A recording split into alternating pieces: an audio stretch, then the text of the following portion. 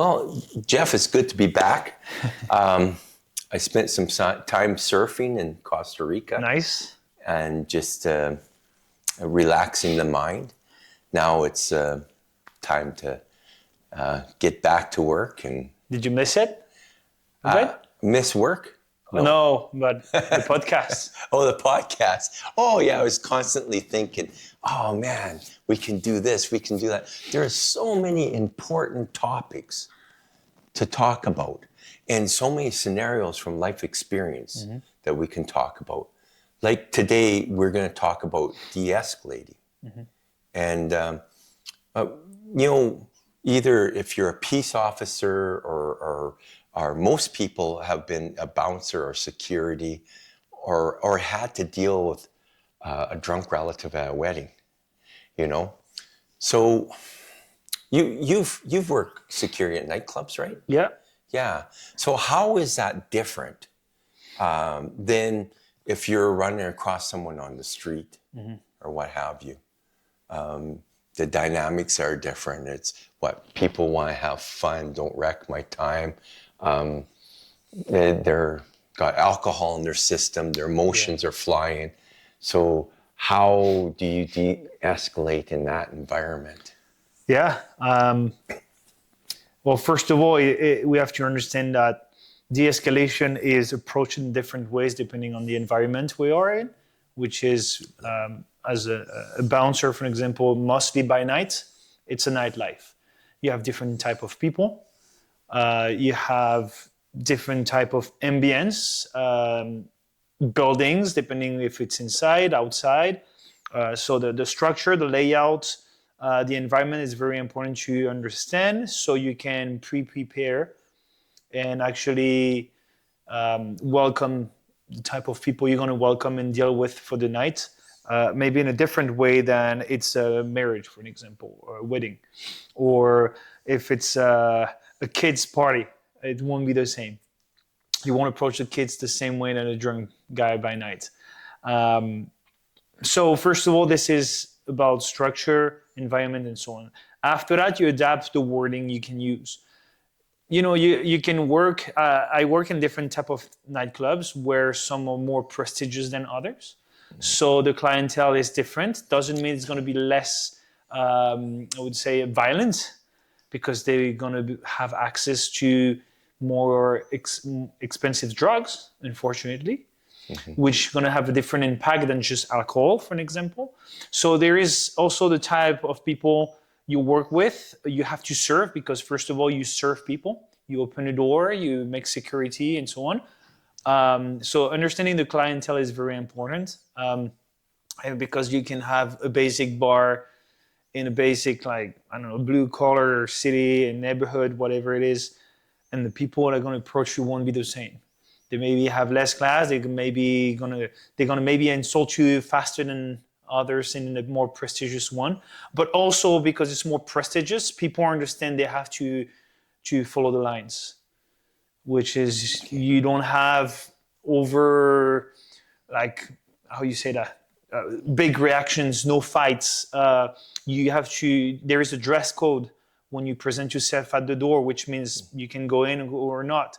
Most clubs as well, if you don't come with a woman, it's tough for you as a man only to go in the club. Or if it's a group of men, that's way more difficult than if you're by yourself and talk properly and explain why you come over. So it really depends. It depends on the rules from the club.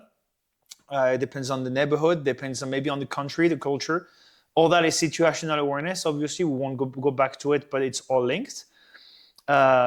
And then, I don't know where to start. It's so much of a big world and so many things to say. I have so many stories, and I'm sure you have some more in a professional way maybe afterward. But I don't know if you have any specific question on this world regarding de-escalation.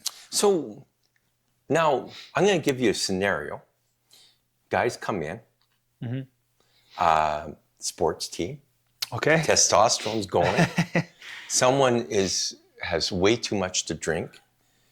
He is maybe touching the server inappropriately. Yeah. And you have that pack mentality. How would you go de-escalate that? That's a tough one. We start with a very tough one. Usually this one, man, so many things are involved. First of all, if they're under just alcohol, they are men or young men that want to, they want to be respected by their crew, their pack, and, they're going to be more, like, let's see if I can say that, ballsy to try things, as you say, with maybe women. That is an unfortunate part. But also they want to be like, hey, you a bouncer, I'm not scared because I have the pack with me. That becomes a very tricky situation. What I would do, and especially if I'm a bouncer, so what you do usually, you rotate, whatever it's like every night you switch your position, or during the night every hour we change position between door, a corner to another bar, and so on, depending on how it is. Sometimes you by yourself. So when you're by yourself, here is gonna go. You're at the door, you decide who enters or not, and every so often you do a rotation inside. So you ask people to wait outside, you close the door, making sure no one comes in, because you have to check filter who comes in and out. So first of all, even as a team, if I see a sports team, I gotta check. If they're drunk, they don't go in. Okay. And again, this is how I would do if I were a bouncer, or it was my bar or club. That would be overall. You are as a group. You're drunk. You don't come in. Okay. So that's the thing. Or let's say, I don't know, there's a group and there are 5 and there's one that is drunk, which can happen with a bachelor party, for an example. I know that 4 of them are not under alcohol and they can help me. I use them in case it goes bad. But at least once they go inside, I know them not drunk. And if they start to drink too much, I can talk to the barmaid and say, hey, this guy's no more alcohol. It's enough. So sometimes it's for their safety. You can see some people that just drink and never stop, and it becomes dangerous. So you're also here to take care of them. It's weird to say, but you have to nurse people, kind of. Tell them what to do, not to do, and they think this is free for all, and it can become dangerous for them, but mostly for you. It can quickly escalate very quickly. That's the unfortunate part. So that's what we'll do with a group. And yeah, if they're all drunk, say, no, sorry, guys, not tonight, next time, and politely showing respect, because it's not because they don't come tonight, they won't try later or another day. And there are still clients, there are still people you have to respect. And that's what I would do. So can I add on to that? So if I was handling a situation, I would handle a lot of the same tactic as you. I would focus on the guys that were already sober or more sober, build rapport with them. Yeah. Because then you create connection. The guy that's acting up has more respect for his buddies than me. Yeah. Then my next step would be tell him, wow, it's nice you guys are having fun. I'm really with you guys. We're glad you guys are here. But management and the law insists on, so it's not personal. Yes. So you take that personality away from it. Man, if he's acting up like this, I have no choice. It's the law, and I'll lose my job if I don't do my job. Now it's not personal. And now my presence is, I'm confident, I gotta do this, but I also wanna listen to what they have to say. So how can we resolve this, guys? How can we get your buddy? So let's say they're inside. They're inside already. Okay. And they're already getting to a point. So they drank, so we kind of lost control. They lost control. Okay. So you didn't read that. They were drinking before they got there, but they didn't hit them. They get there and they had a couple, not huge amount, but they're feeling it. Well, some people get drunk very quickly as well, even if after they just go in. So especially if they take shots. And then what it is the calmness. And guys, seriously, you know, and you can never act like a victim. Like, hey, please, come on, guys, can you please do this? Then they have that mentality, that pack mentality. Especially a pack. Yeah. Yeah. It depends on who. You know, it would be a woman that is a bit more like moving around. You can play with emotions. Hey, look, please, if you can, just like show respect and so on. Like, I don't want any trouble. You don't want any trouble. I respect you, but you doing. You show a bit of compassion. They usually react better than a pack of men. So it depends who it is. But a pack of men, yeah, you cannot do that. They take advantage of you.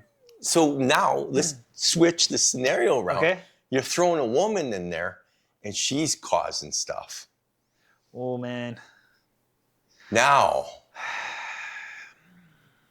Especially if she has a man. Yeah. Yeah.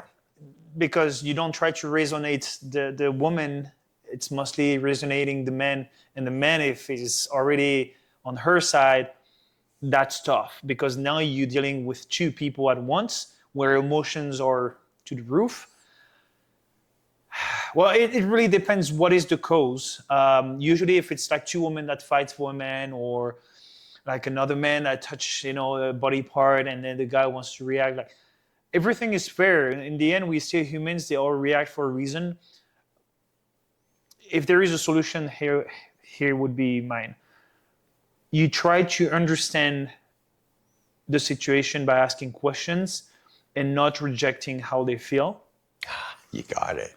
You got it. Because otherwise, right now, you have a big clash. You don't understand what I'm living right now. You don't understand why I react like this. Say, look, I put myself in your shoes. I understand this is not fun and so on, but it won't help. I'm here to help.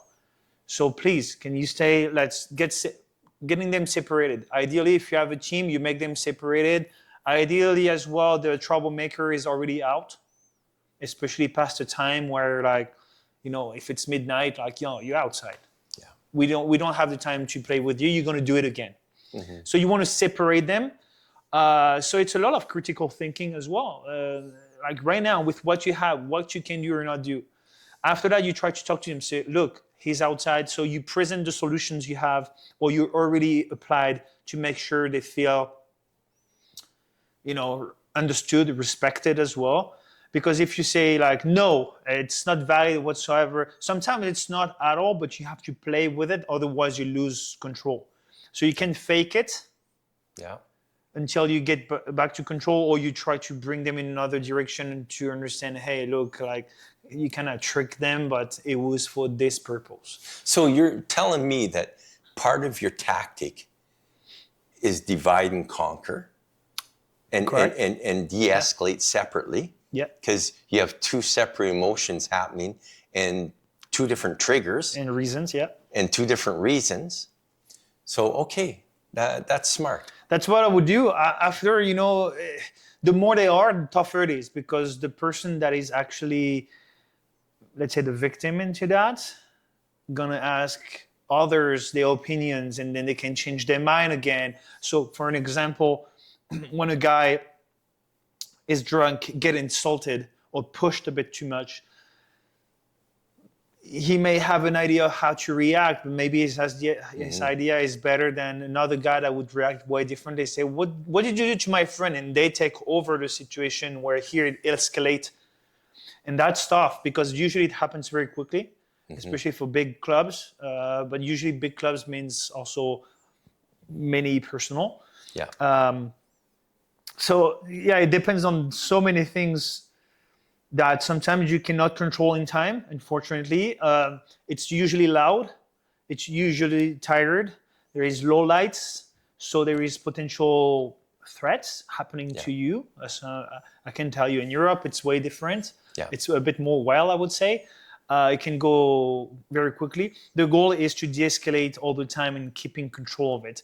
Bringing some solutions, explanation, listening to people, how they feel, why they do this. That's a mix of all that. It takes practice, obviously, and this is where you can actually tell, like, if someone is a professional or not, the way they react. And this is a very easy way to react very badly, by throwing punches right away, especially as a bouncer, where There is policies, but it doesn't make you. It's like a cop. You cannot be a cop and shoot anyone you want because you want it, right? Yeah, yeah. And so that's tricky because it usually escalates everything, and they take it as, I work here, I have the right, I'm security, I can punch you, you cannot, and you get out either side. It doesn't really work like this. These people, these professionals, forget that they're still under the law. The realm on the law, and you cannot punch people for no reasons. They can still go after you, and usually when they go after you, you're going to be fired, but they also go after the club or the owner, and it impacts way more people than we think. Have you got any examples of you guys de-escalating? Yeah, I can tell you two different ways to approach a situation in one night. Okay. So I used to work for a very well known club in Quebec City. Okay. And this is where I had a big clash of professionalism, where I had this guy. So I came, it was my second night, I remember, very crowded during the summer, a lot of tourists around. And the first thing I see is I was at the door with a man that I didn't know. Like, it's been 2 days, so you don't know them, and they're here since a while, so you expect them to have a code and a protocol to welcome and manage people. So it was still like learning, and I was like, well, it's a very well-known club. I trust. A group of tourists, there were like 3-4 women. They came over, and you have to show ID and to go in and so on. And I let him take the lead in this, and I watched, and it was like, well, I want to see your ID. Well, I don't have it because I don't have my driving license. It's in my car, but I have it on my phone. I say, I don't give a shit. You get out of here, like, you move on. I don't want to see you again. I say, man, you don't talk to girls like this. They're just here to have fun. Are you triggered because she doesn't have an ID? Even if she tries to fight it, talk to them nicely. Example. Hey, ladies, no, I'm sorry, we cannot let you go inside. We need a former ID, because now you can trick and modify any ID on the phone. It can be a fake one. We want to see the real one. So you know what? You're more than welcome to come back, but I invite you to get your ID and come back to us, and you can enjoy the night. Nice. Unfortunately, I didn't have the chance to do so.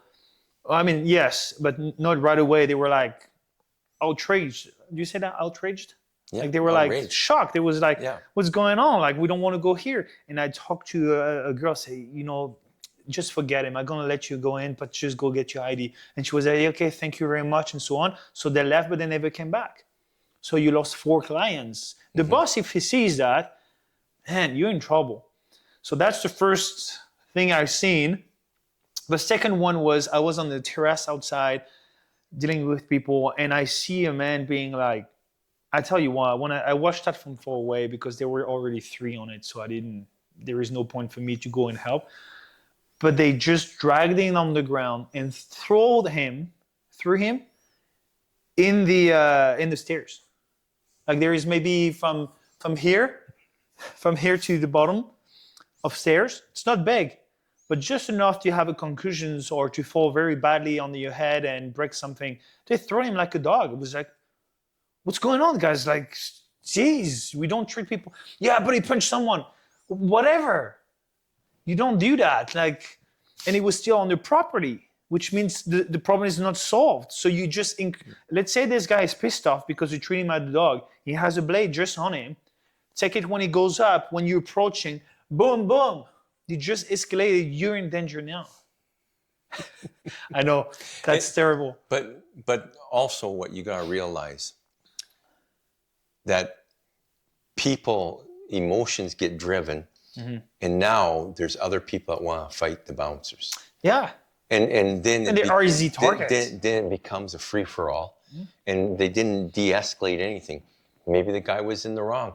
Maybe the guy that got punched maybe assaulted this guy's sister. We don't know. We don't know the story behind it. It's like any situation. It's not because someone does something very badly that you have to kill them. No. You can still talk, try to understand, and tell them there is a way to resolve situation, especially in the night. Like, this guy didn't commit a crime. So instead of having control of yourself and say, man, you fucked up, you get out of here right now. Having a proper technique when you keep this guy in control, instead of dragging you on the ground, shows professionalism. So you can, instead of having 3 or 4 guys dealing with one man, you have 2. One that hold and one someone that just make the lead, so make sure he doesn't bounce anyone else or hurt anyone else. And you bring him to the door and say, man, you can be banned if needs to, or banned for the night, for the week, for the year, whatever it is. Done. You don't even want to lose time to argue with these people because they're drunk. Okay, so that's past de-escalation. That's past it. Yeah, That's past. They went directly from like 0 to 100. Yeah. So what you're giving me is examples of what not to do. That was what I saw, and now I'm going to give you what I did, the way I do actually. And 2 examples. The first one was 2 guys that were like very disrespectful with a barmaid, like very loud, yelling and so on. And say, hey guys, you can just keep it quiet. I understand you have a lot of funds, and also you respect the barmaid. All right. 1 time, 2 time, 3rd time, I say, man, this is your last shot, right? You're already drunk enough. Now it's done for you. So I told her to stop serving them. So they were after her, not me. I say, man, I told her to not serve you alcohol anymore. You're done for tonight. And so now this is your last shot. And so they try. They always try, right? Ego, emotions. And from nowhere, the guy came back to me. He shook my hand and he say, man, I appreciate the work and the job you do. I know it's not an easy one. He was drunk, totally drunk. But he was very honest and how you say that? Not legitimate, but very honest. Sincere. I would say. Sincere and saying, hey man, I just wanted to know, thank you for the way you treated me. Yeah. I'm sorry for my behavior. I didn't do well, but you didn't kick my ass and ban me forever or put me outside. So I'm sorry. I'm sure you deal with that all the time. I apologize, and my friend and I are gonna leave. Problem solved. So right there, you built rapport by your actions. Yeah. So with your rapport of your actions, you diffuse situation. Yes. Right? Well, and in a upcoming situation that could have happened. 2 things could happen this time. Absolutely. Okay. Look, what I did is say, look, this is the rules. This is the situation. This is who I am. This is who you are. This is your state. 3 strikes. That's the rules. Okay. 1 time, 2 times, 3 times, done. Okay. He knew. So usually what happened, and I'm sure you know that, when you're going to start to maybe wrestle with them to bring them outside, they say, I don't understand why. I told you 3 times. You knew the rules. You burned all your strikes. That's why. Conversation is done. Because you tell them, first of all, you give them an answer. Why am I kicked out? Because of that. And you knew it. So it's not like they don't know in first strike and what's going on. Give me an explanation. They deserve it, right? In this case, the guy could have still pushed, but now I had to kick him out. And same thing. If the guys want to fight or being kicked out, I'm going to approach it in a manner, first of all, that don't hurt me. Because 1 is 0 and 2 is 1. If I'm out right away, like this guy can do whatever he wants, go after the barmaid, other clients, and so on. So there is a way you approach. There is an angle where he cannot see you. You approach him. You make sure you do a proper key arm key. Arm lock. Arm lock. Yeah. And you try to bring them to the exit without them to injure you or whoever it is. But you have to have a plan anyways, always 2v2 for sure. Okay. And yeah, I mean, I always been in a fight where a guy decided to just jump on me. Yeah. Well, he jumped on me. I didn't see it coming. I was actually surprised. We went for a fight for maybe, it was maybe 30 seconds, but it looks like way more. Yeah. And the guy was out in under 30 seconds and no one saw anything. So it can happen, but it doesn't mean like I started to yell, I fight back just because, yes, now I'm in a fight, I can throw it. No, I still remain tactical and technical. Okay. Hey, quick break. I hope you enjoyed the show. I just wanted to let you know, guys, we're super grateful for your support and listening to us. If you want to help us to maybe enhance the quality of the podcast, to spread the word to more people so we can have maybe other invitees on the podcast, I invite you right now to subscribe and share the podcast, and also leave a review to help the algorithm to help and push the channel. As well, if you want to support us in a different way, you can also buy our merch. Our merch is available. I just put the link below, and you can just represent MLK abilities to community and support us at the same time. So I hope you enjoyed the show, and let's get back to it. And the last one I have to tell is no physical fight, but it was a military guy. And of course that was after my time in the military, and the guy said, yeah, I'm in the military, like you don't know me, and very drunk, like a big boy. He was with his friends. That was like, that's fine. And I say, it was like, yeah, you don't know me, you don't treat me like this, and whatever, man, whatever. Like, that's fine. I just want to ask you to leave, please, because we are closing. No, I don't want to go outside. Tell me, I understand how you feel and so on, but yeah, but I did the military. It doesn't impress me. That's good for you, man, but that's fine. Just go just outside. And the police was here. So usually the police at the end is around to make sure there is no fights or someone is waiting for someone. And I remember that lady, she was here, and she was seeing that, and she was like, it can start anytime at this time. Like, I was the right guy to have a fight with for him. And I was like, well, if we go in a fight, we go. But my goal is not to, because there is the police, so for himself and myself as well. And basically all I did, every threats or every attempt he tried to connect with me to actually fight, I just diffuse. That's okay, man. I don't mind. I'm fine. Big smile in the face. Mm-hmm. Man, have a good night. I'm not here for that. That's very good for you. I'm very impressed. Mm-hmm. If I start, and not most, but a lot of professionals would be like, yeah, but I did that as well. And they argue with them. And it's like, man, you go in a spiral where you won't go out just by a fight. Mm-hmm. You just give him arguments to show him that he's stronger than you. And even if he's not, what's the point? And so it de-escalated. The guy was like, yeah, okay, well, and the guy, his friend, was helping to bring him out. Mm-hmm. And the police officer was around to show presence and show, like, don't try to do anything. And so it didn't go any far away. But, you just have to play. It's a game. Every new person is a game, depending on the alcohol level they have, how they feel, did they have a breakup, did they have a good night or not, if they're a tourist or not. Sometimes when there are tourists, they try more stuff because I'm not known here, so I'm going to try things. So yeah, that's the way I've seen. I've seen many guys just fighting right away when they just don't like it.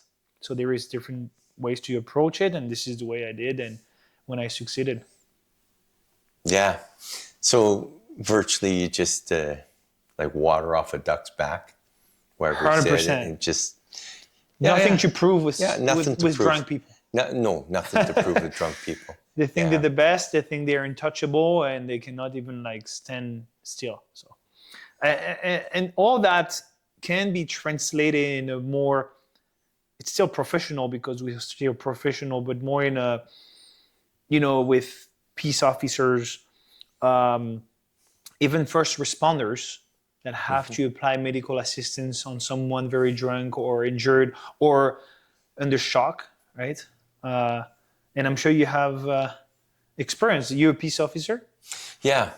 So I've got experience. Also, security for festivals, security for helping out different bar locations. So what I want to talk about is defusing with all the professions. We can talk hospital security. When would they have to defuse? You have someone that came in, drugs. Mm-hmm. So you got to defuse them a little bit harder. They come in and someone just died in a car accident, and you have two people involved in the car accident, and one's blaming the other or what have you, or someone that's got cancer and is dying and there's all that emotion involved. So that's, hospital security. And then you can deal with bylaw officers that deal with homeless people. And there's a law of mental health. Yep. And so these are the scenarios. And then police, of course, they got to diffuse all the spectrum. Prison guards, they work in a jail institution. They got to defuse guys that sometimes are emotionally unstable. It could be mental health, it could be drug induced, it could be gang induced, it could be about saving face. So with all these people with all these careers, there's common things for diffusing. So one is a professional presence. So professional presence could be how you look. So if you got flashy shoes in your security for bar, and you're trying to look like your body language is inappropriate, and you're trying to look like a tough guy, that's not diffusing anything. That's aggravating. You're drawing attention.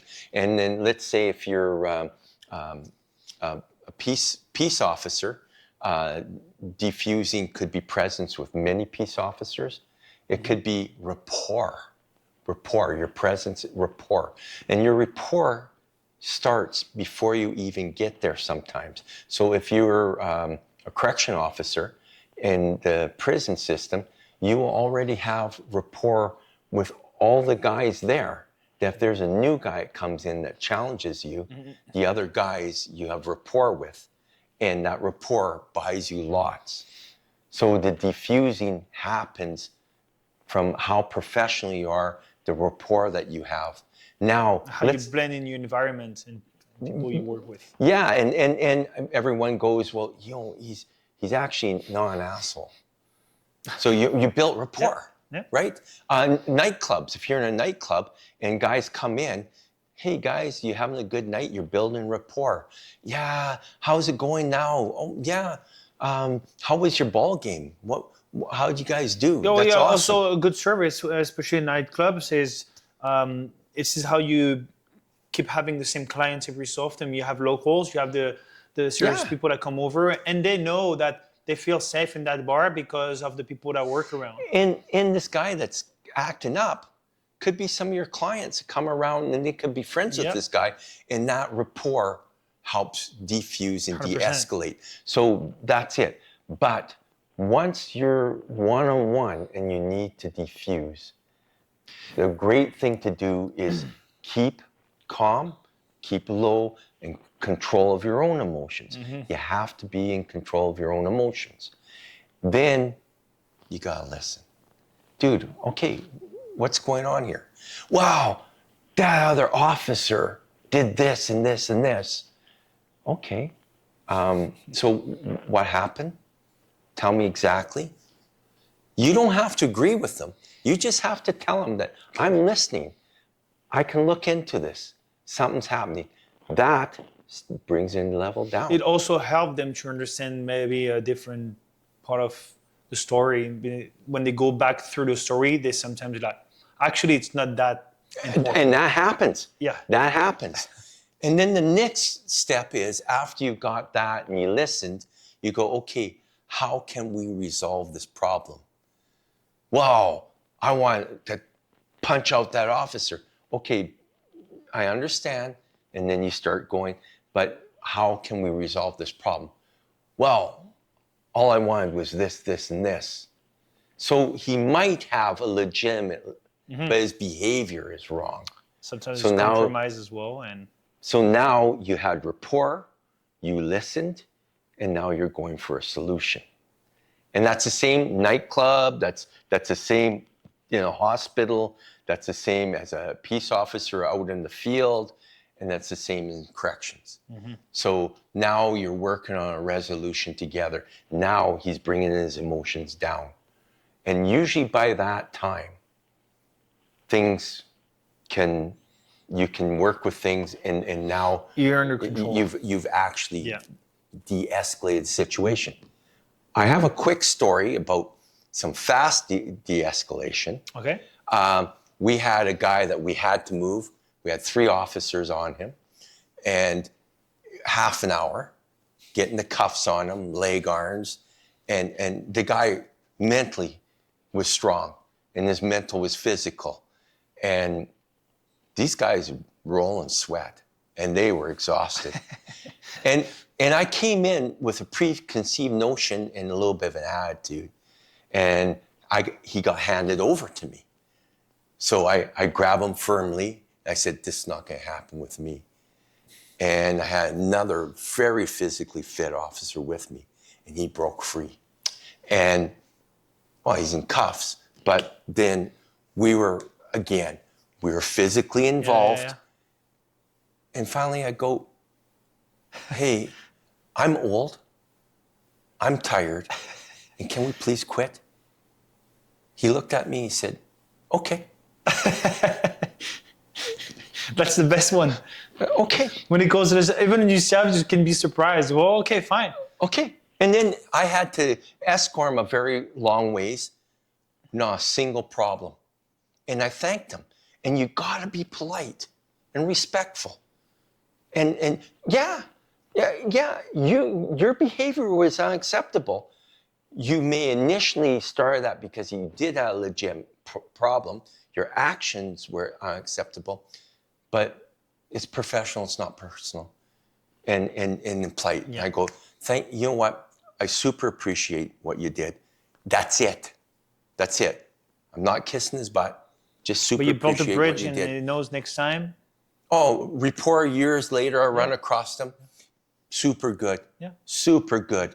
Another one is we had a guy, and he was not going to move, and he was starting to barricade, and he wanted a tactical team. And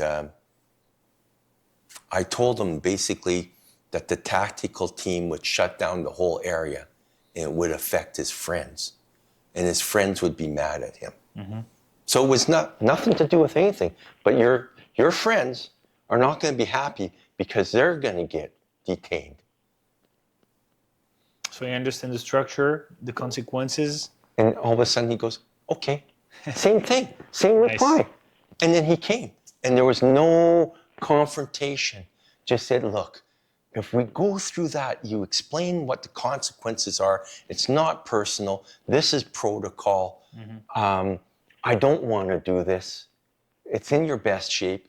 And let them save face. Let them save face.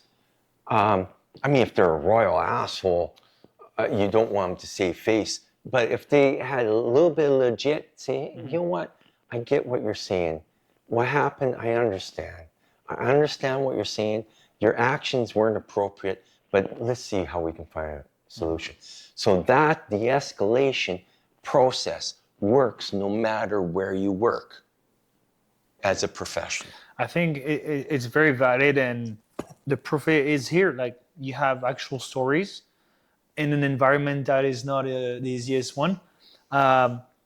If I can also give basically 2 to 3 tips for people maybe that work in this environment, but also as a basic civilian that is in the street and you are engaged in the fight, the first thing is, and from what I understood, and which is actually a fact, we all humans beings, treat people how you'd like to be treated first. Whatever is your state or their state, you also have to understand as a professional, you have to deal with people like this all the time. And you have to be way more stoic, way more having a firewall, like everything bounce back. Everything bounce from you to make sure you don't take it personally and send it back to the person, because this is they will try to finally push the trigger to engage something they really want, to be right even though they're wrong, or to have a fight. So treat people like you did. If you're in their position, you'd like to be treated properly. Hey, man, we talk? So you're not yelling at them. No one wants to be yelled at. You want to be listened to, but you'll want maybe to also understand what's the rule, what's going on, because you were not aware of everything before taking actions or saying something. And sometimes just explaining that to them in a proper manner with respect helps people to settle and say, oh, okay, yeah, you know what? I'm sorry, I completely forgot. You're here to work, you're not here to tell me what to do or to disrespect me. Like, I initiated that. So they have to take accountability of what they did and responsibilities, but they have to understand it by explaining what's going on and why in a respectful way. So that's all that combined helps to really calm down the subject. Another thing I'd like to add, things to not do, but we see, especially through CQB, where it's a very stressful environment. You have firearms, a bullet can go at any time, and it's mostly police officers that, you know, are in charge of a subject potentially armed, and or they have to maintain and whatever it is.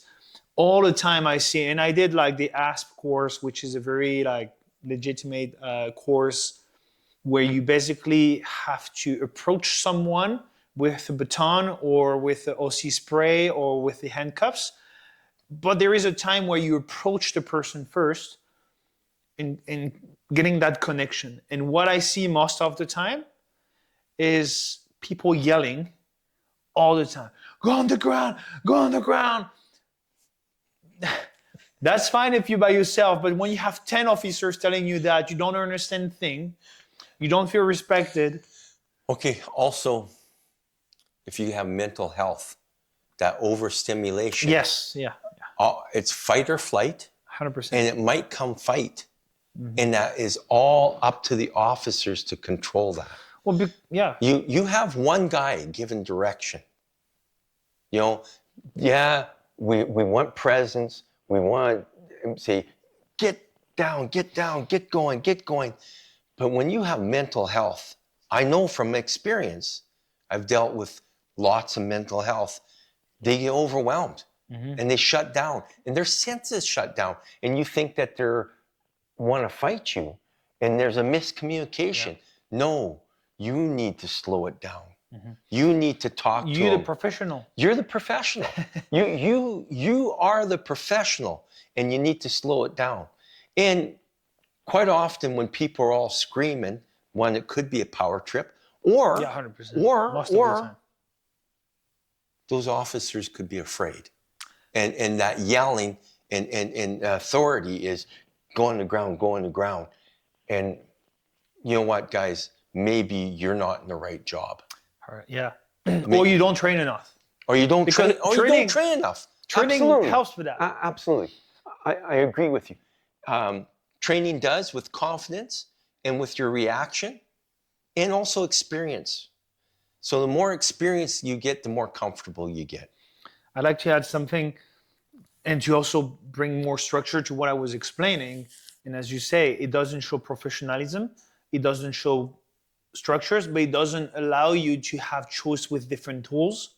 Because if you directly arrive, first of all, you have a gun in your hands, especially in CQB environment, or even a police officer or peace officer versus a subject, you have the way you present yourself. First of all, uniform is here for a reason, to show authority. So directly, it's not really fair in a way that they understand there is an authority over them.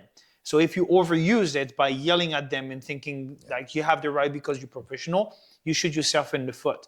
You have to approach them like, hey, we together, yes, have a uniform, but we're two human beings. I just want to help you. That's my job. And so what I see is people yelling and screaming all the time. So they burn all their cards. Where here you can approach and say, hey, sir, yes, I'd like you to calm down, okay? So you test. You always have to test. Maybe you have to show more authority depending on the state of the person. Show authority. Once you understand what's going on or how they react, just lower your voice. Brings more control for yourself, but also show respect and all the things I mentioned before. And then, this is personally what I do.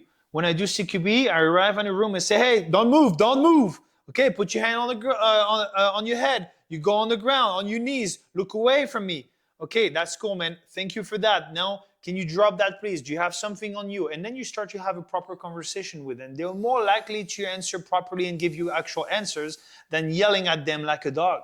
It won't solve any issues. And I see that when at training they do that, well, the force and force is not really sometimes very realistic. That's why I like to play it bad. And when we train with others, and I'm going to tell you another example, I was dealing with a guy at training when I was like, I used my voice as a tool to control. I was like, hey man, what you doing? Are you alone here? What's going on? Are you armed? And so on. So I collect information. I see the guy is pissed all the time and going back and forth, and then he doesn't want to listen to me. And so we play that game with my calm voice for a moment. And at some point I say, look, man, this is your last shot. So now you're going to put your hands on your head. And afterward, he understand that he started to touch the trigger. But now he understand that I was in control. I was the professional. And I gave him enough warning to tell him that now my last shot going to be, I'm going to shoot you, man. Because you're a threat for me. You don't listen to me. I cannot predict what's going on. I'm going to use my power, but in a legitimate and professional and a good order. I didn't start and approach him by yelling at him and say, I'm going to shoot you right now. It won't work. It's not fair. So that's how you can de-escalate. Sometimes it just doesn't want to de-escalate at all. Well, you apply in consequences if nothing changes. So that's how I do it. Maybe it helps to bring more like structure and understanding why we act this way, talk this way. And the last thing, I think you wanted to mention it, was the verbal judo. Mm-hmm. It's using their words against themselves. So not just by shut down or bounce back, but saying like, for an example, hey, what do you look at me like this? Instead of taking it bad, I say, oh, you know, man, you just look like my brother. That's crazy. I'm sorry if I look at you in a weird way. This is not what you think. Boom. Disappeared. Yeah, so a lot of conversations that you're having is tactical. Mm-hmm. And it's tactical to bring down your voice. It's tactical to listen. And because what's it tactical for listening?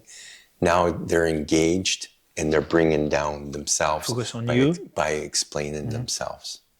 So everything that you do is tactical. And even when you're given instructions, it's tactical not to give too many instructions at once. You give them, is there anybody else here? Sir, is there anyone else here? And say, is there anyone else here? What do you have on you? Do you have any weapons? Do you have this? Who's your girlfriend's dog's name or whatever? You got all these things going and these people are all, so now they know exactly what you want out of them. If it gets to that point. So that's cool. But everything that you do is tactical. Yeah. In your conversations, your presence is tactical. Your confidence and your body language mm-hmm. is tactical. Very much. It's just... not just as professional. Open palms when you're talking. Yeah. That's a universal thing. Mm-hmm. That's tactical. Body language, yeah. That's tactical. Are you okay, man? What's going on? Can you explain this to me? Mm-hmm. What's the difference between that? Hey, what's going on? No, seriously, what's going on? Now I'm pointing? I block. Totally different than, hey, dude. We see that and do that with the military, how to handle your firearm. Yeah. Or even as a police officer. You go in the streets or if you have your firearms like in the air, mm-hmm. it's not seen the same way that if you have it down against you. You understand something is going on.